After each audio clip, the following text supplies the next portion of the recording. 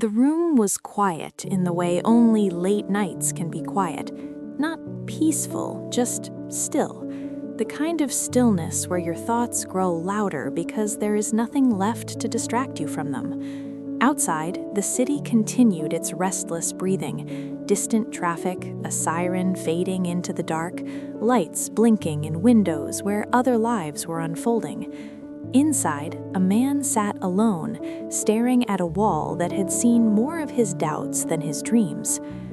He was not famous, he was not powerful, he was not extraordinary by any definition the world liked to celebrate. He was someone who had learned how to survive without learning how to live.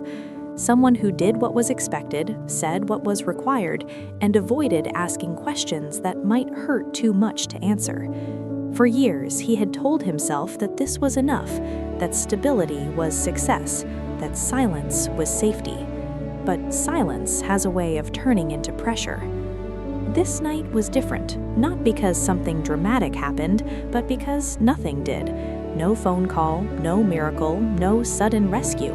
Just the heavy realization that time had been moving forward while he had been standing still. The calendar pages had kept turning even when his courage had not. He thought about the promises he once made to himself, quiet promises, whispered in moments of hope, promises to learn, to build, to try, promises that slowly dissolved into excuses, not because he was lazy, but because he was afraid of failing publicly, afraid of succeeding and not knowing who he would become, afraid of discovering that he had wasted too much time already. There is a moment in every life when denial stops working. For him, that moment arrived without warning. Sitting there in the dim light, he finally allowed himself to ask the question he had avoided for years. If nothing changes, will I be okay with this life? The answer came immediately, and it terrified him. No. That single word hit harder than any insult he had ever received, because it came from the only voice he could not escape, his own. He realized something then that would quietly reshape everything. No one was coming to save him, not a mentor, not luck, not timing. If his life was going to change, it would have to be because he chose discomfort over familiarity.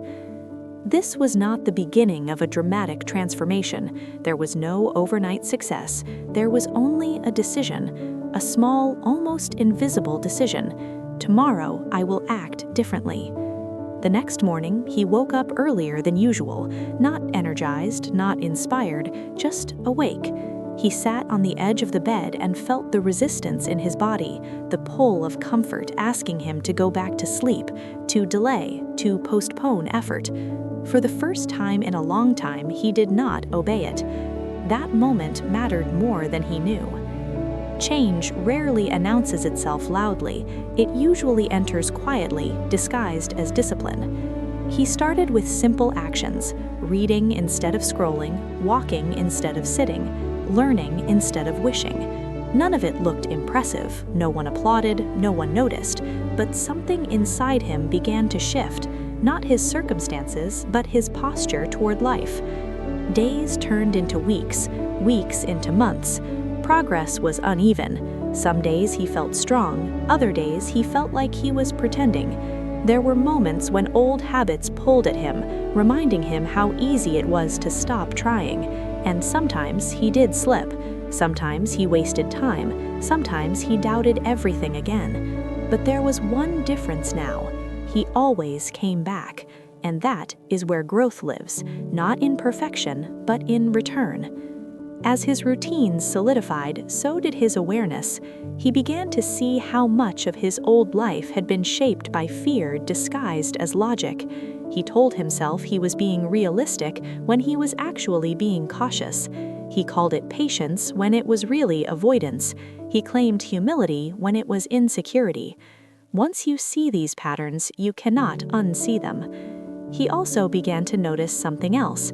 How many people were living the same way, busy, distracted, exhausted, but never fulfilled, chasing validation, chasing approval, chasing outcomes, while ignoring the slow erosion of their inner lives. He realized he had been one of them. The world rewards noise, but meaning is built in silence. As he improved his skills, opportunities appeared, not magically, but logically. When you become useful, the world makes room for you. When you become reliable, people trust you. When you show up consistently, doors open that were never locked, only waiting. But success did not solve his problems. It revealed new ones. With growth came responsibility. With recognition came pressure. With progress came the temptation to perform instead of to serve.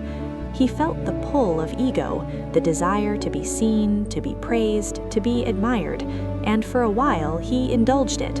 That was his next lesson. Ego always demands payment. The more he chased applause, the more hollow his work felt. The more he focused on image, the less connected he felt to purpose. Eventually, exhaustion returned, not physical exhaustion, but spiritual fatigue. One evening, much like the one that started this journey, he sat alone again, but this time the silence felt different. He was no longer asking if his life mattered, he was asking what it was meant to contribute. That question changed everything. He stopped measuring success by speed and started measuring it by alignment. Did his work reflect his values? Did his actions serve something larger than his own comfort? Did his effort leave something useful behind? He learned to say no, not aggressively, but clearly. No to distractions that drained him. No to commitments that did not align with his direction. No to the need to please everyone. With each boundary, his energy returned.